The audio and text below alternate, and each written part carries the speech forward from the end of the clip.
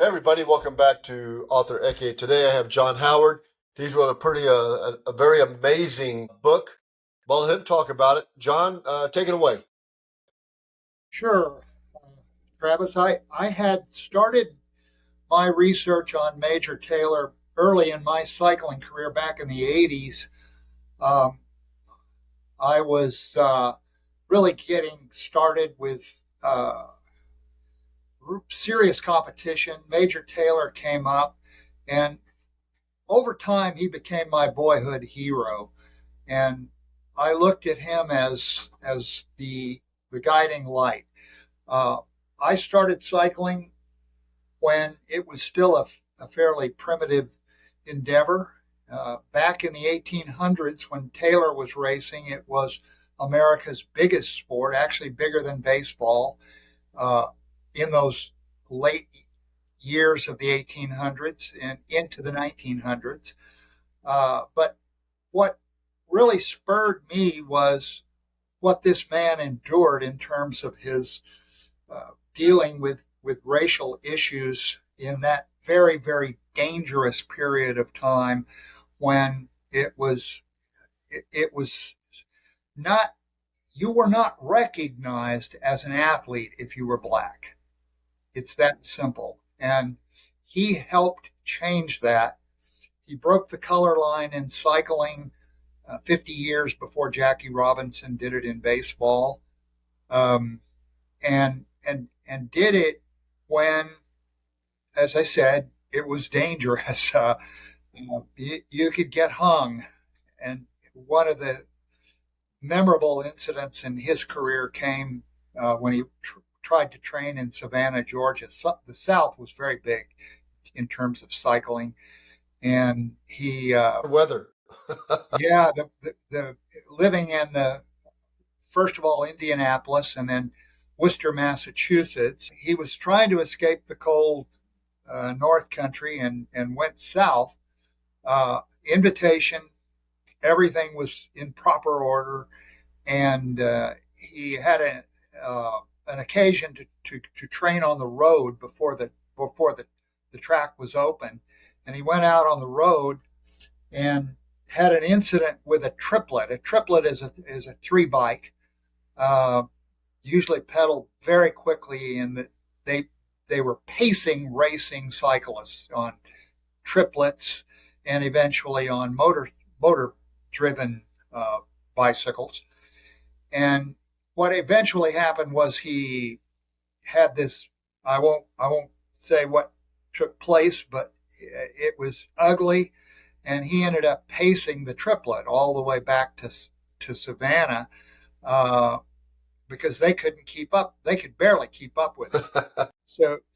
He turned the tables, but shortly thereafter, uh, a note attached to a rock came crashing through the bay window of his rooming house, and the note was was referred to in reference to the Ku Klux Klan of the day, and this was the message. It said, "Mr. Taylor, if you are not out of Savannah by sundown, you will be sorry."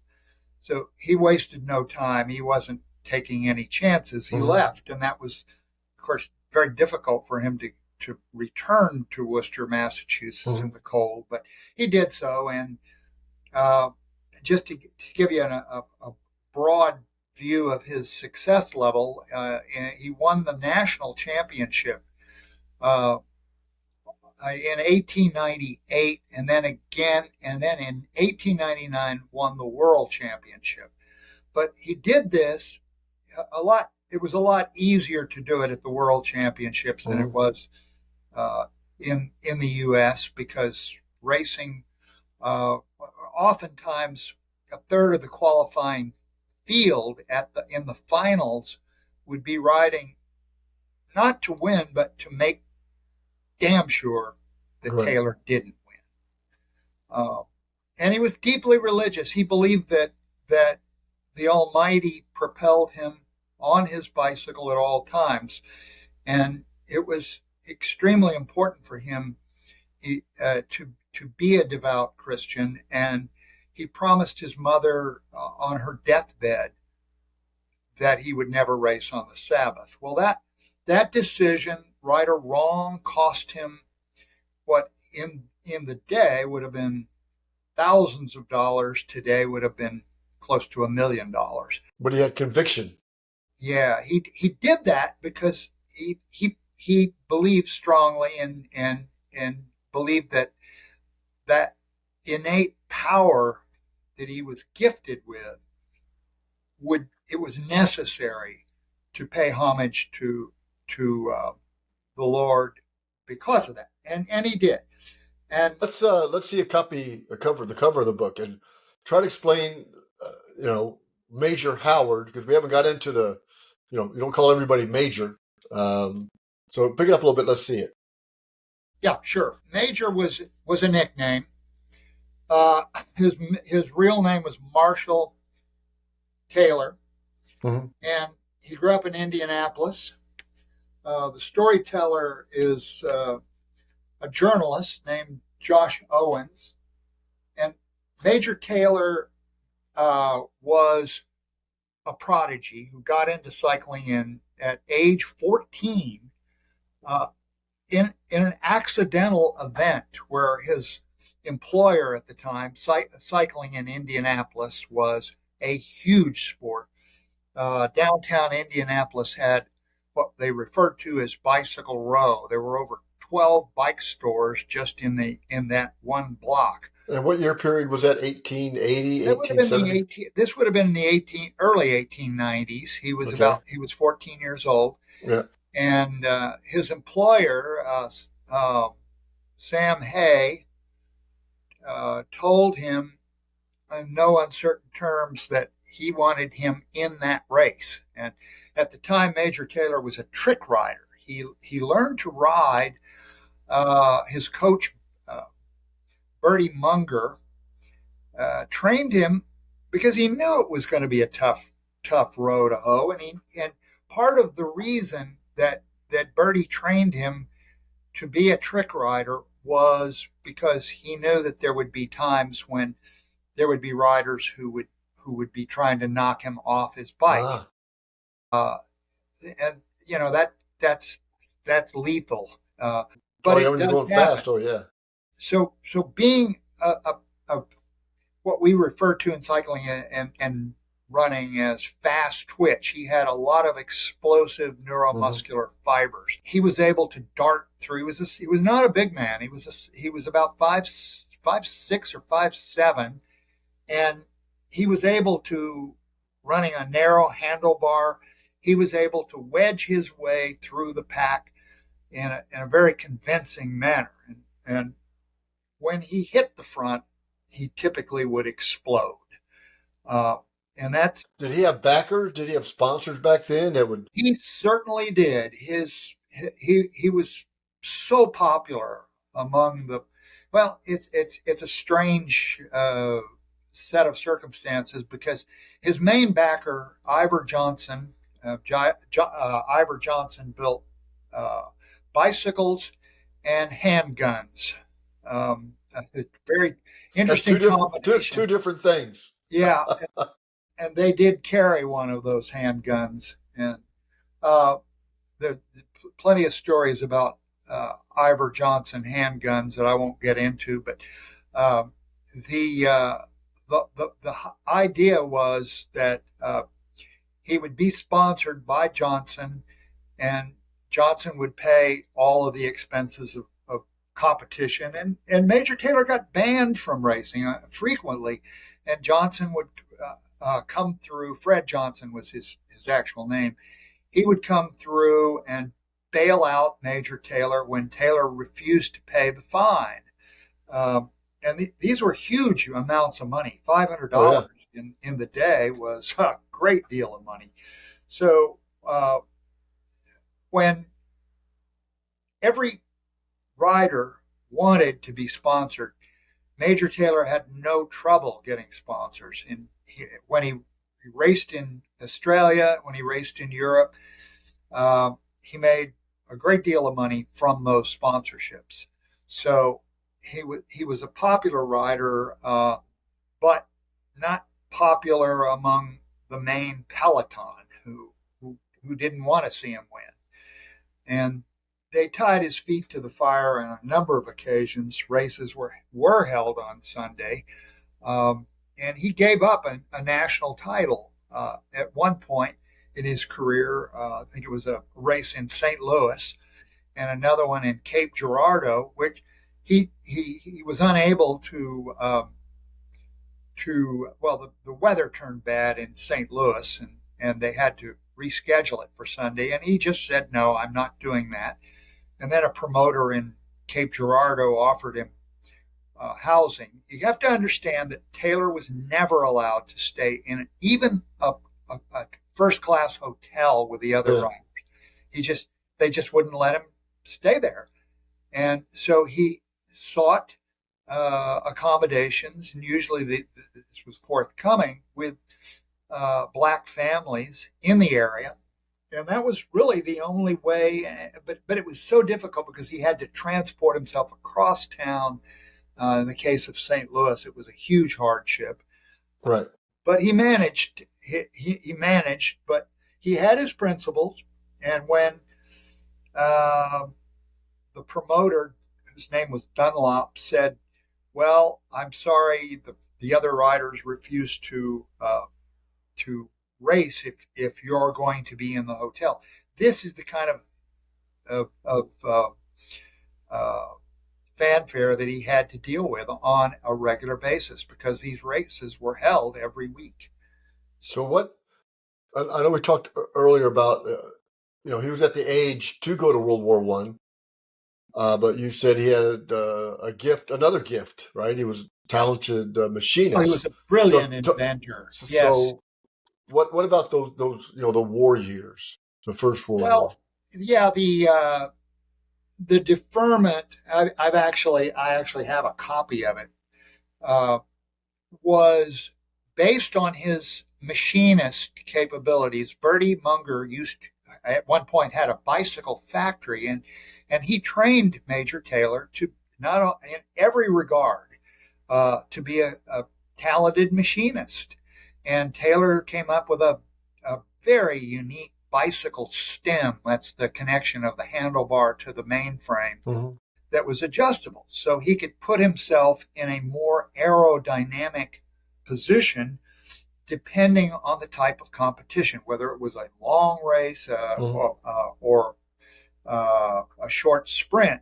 He would adjust that stem accordingly. So that gave him an advantage. And if you look at his profile, it was always lower than the other riders. But to get back to your question, Travis, the invention that he came up with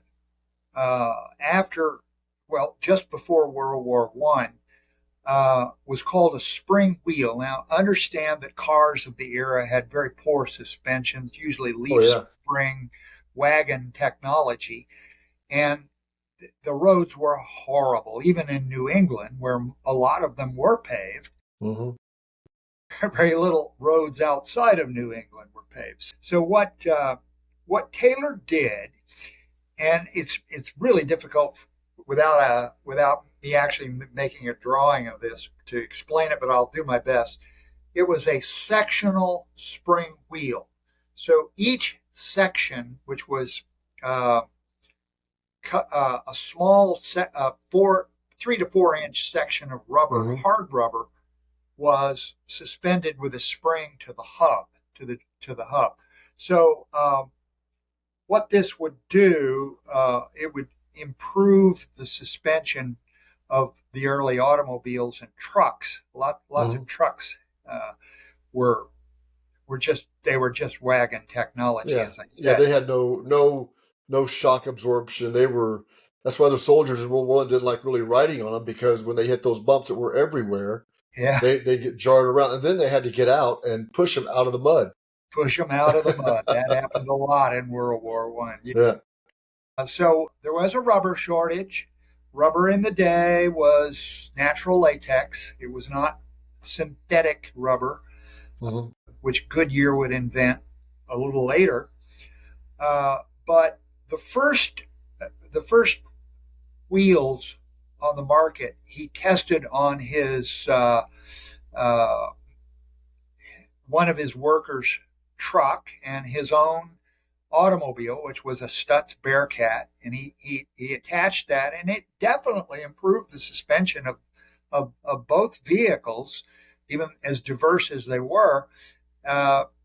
But Right. after an investment of over $30,000, about 10 or 15,000 of that came from Fred Johnson, his sponsor. Uh, Hmm. it appeared that the the the, uh, the the difficulties acquiring the components to build the wheel, or we don't know precisely what happened, whether the patents weren't issued in time and someone else came up with. We know for a fact that the wheel was built and that it was successful. And uh, some of the early vehicles, especially in World War One, were using this type of spring wheel. So he So didn't reinvent the wheel. So it is possible to reinvent the wheel. it is, and it was a great idea. It worked, but someone else took the credit for it, and so there was a huge loss of revenue on that, and that did not set uh, a good precedence for the future. Major Taylor wanted desperately to become an engineer. Um, Even though he had an education in if you read the book, the Southards, very wealthy railroad family in Indianapolis, uh, helped him acquire an education through their own son. They were the same age. Dan Taylor was, I don't know if I think I lost it. At any rate, I'm off the screen, it Yeah. appears. But what Hold on a second. what those two boys did in their early teens, they pursued things that they wanted to. Their tutor was was really good at directing them at things that they wanted to do, as opposed to just taking a whole lot of courses. And in the case of Taylor, it was always engineering. This is what he Hmm. wanted to do. So he had the high school equivalent of an education for college. However, the Polytech Institute in Worcester, Massachusetts, where many engineers were trained, refused him on the basis of him not having that uh, high school diploma. Even though I doubt very seriously if it would have made a difference in the case of a white applicant. Right. Especially Nevertheless, with one that had the money for tuition, probably. yes, You know. exactly. Well, he was ready to enter the Polytech Institute, but it never happened. So Hmm. this was, in my view, another example of overt racism, which kept him from acquiring that engineering degree, which would have certainly impressed those with the big money. Oh And yeah. among them, he made an appeal to Henry Ford. And one of his racing cohorts, Tom Cooper, who was had retired and become a tycoon in the concrete business, and many of the Detroit roads are paved with Cooper's concrete. But he couldn't. Unfortunately, Cooper was killed in an automobile accident and could never intervene for Major Taylor. So there were many breaks that never really happened because Right. we don't know why. But this is sort of a downward trend in his career. And yes, he did. He died in 1932 at the height of the Depression, and sadly was buried in a pauper's grave in Glenmount Memorial Cemetery in Chicago. Terrible. Did he do the velodrome or did he do just outside racing? Taylor was good at everything he did. He his first serious competition at age 18 was the New York 6 day. 6 day racing was huge Oh at the wow. time, and he actually beat the national champion Eddie Bald in a straight up sprint at age 18. So he proved his mettle at that point. But there were other races. There was a road race in near that went from Indianapolis to a subdivision in Matthews, Indiana, and it started raining very early. He made a circuitous turn in the event, but they wouldn't even let him on the starting line. But he did Oh make wow. this jog back to the competition and got into it and was leading the event. And to give you some idea of what this young man was dealing with, since he was on his own and he knew the race course very well because he trained on it, uh, he remembered a certain spot on the course where he thought to himself, this would be a wonderful place for an ambush. So, not thinking Oh about wow. winning the race, he was thinking about the possibility of being ambushed Staying and alive. killed right there on his bicycle. Again and again, this prevailing uh, I don't know any other word but racism was That's what it was. something that he had to deal with on a Yeah. regular basis. Now, has there been any uh, recognition of him, in the racing world, or has he just been forgotten? Well, at the time, he was the most recognizable man, short of maybe Teddy Roosevelt, of anybody. He had his picture in many, many newspapers. He was immensely popular in Paris and throughout he raced in almost every country in Europe except Hmm. the UK. Uh, and eventually, in the day, of course, you took a boat across, and he was not he was not terribly adept at sea travel. And his first trip, he got violently sick, made it over. Took him about a week to get his legs back. But when he did, he laid waste to every champion from every country. He raced in his promoter Victor Brier got him into every country, and he was a star everywhere he went. Uh, but at the end of the tour, uh, he had beaten every single one of the top European racers on Oh, their excellent, in many cases on their own track. excellent. So I mean, I know when I grew up, I was big into track and field, and Jesse Owens was an inspiration to me. Uh, even in the '70s, mid '70s, for what he did, what he accomplished. Yeah, Jesse Owens was in the 1930s. Of course, Hmm. the newsreels were showing Jesse Owens at the Olympics in Oh yeah, 1936 are well known, and what transpired after that with Hitler and so forth. Uh, yeah, that certainly launched Jesse Owens, and although so where can is your book out right now, or is it going to be published? yes, Travis, it is out. It is out. If you would like to order it, it can be purchased at Barnes and Noble. You can. I don't. Well, again, I'm off the screen. I can't show you the cover, but it can be purchased on Amazon.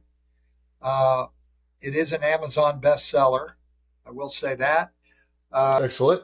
we have it available through Dorrance, our publisher, Hmm. hardback, softback, ebook, and now finally it's available on Audible. Well, excellent, So all formats are represented at this point.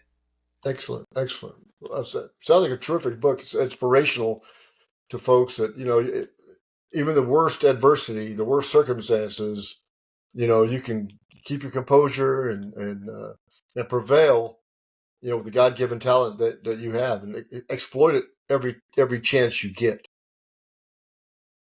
Yes, agreed. Yeah, my first cycling when I was I actually I have an original copy of Major Taylor's autobiography, which he wrote uh, toward the end of his death. And some of the most inspirational parts of that book uh, lifted my career. I really didn't get my cycling legs until I was in the military, actually, during the period of time when we were moving from a draft service, and that included all branches of the service, to all volunteer.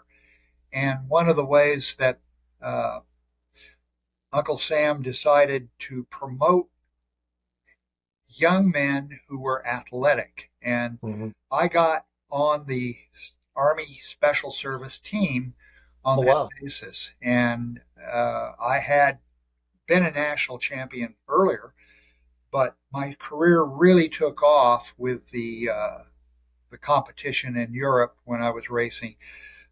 Most of my company ended up in the waning days of Vietnam, but I was very fortunate, and I thank my bicycle for supplying me with that. And we inspired many other young men to go on and become athletes as a result of that, and join the military. And that trend has continued through Mm-hmm. today. Well, happy Veterans Day. Well, thank you. I, I'm waiting. Yes, I'm an old soldier myself. I knew that. Yeah. So near and dear to my heart, old soldiers, soldier Marines, all veterans. Doesn't matter. Yes, Definitely. mine Definitely. as well, Travis. Well, excellent. Well, John, it's been a pleasure talking to you. And folks, go out and check his book out. This is if you got some young person in your life that's just, you know, feels like he's being, nothing go his way, and whatever. Get this book for him, have him read it, and his demeanor may change drastically. Yeah, let me say one more thing, Travis. Yeah, The yeah. book is available. Yeah, please check out the website, majortaylorstory.com, and you can order it off the website. But there is a lot more information that most readers will find fascinating about Major Okay. Taylor on that. So I highly recommend majortaylorstory.com. Well, excellent, excellent. More the better. More the better. All right, John. Appreciate it, and thank you for being a guest on Author Eki. I really appreciate it. Thank you. Thanks for writing a wonderful book. Thank you, Travis. You bet.